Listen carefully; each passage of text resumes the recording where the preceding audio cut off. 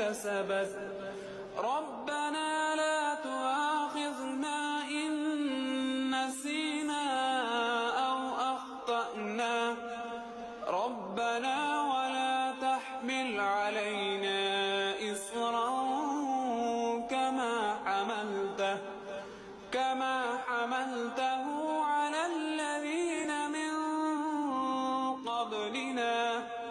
ربنا ولا تحملنا ما لا طاقة لنا به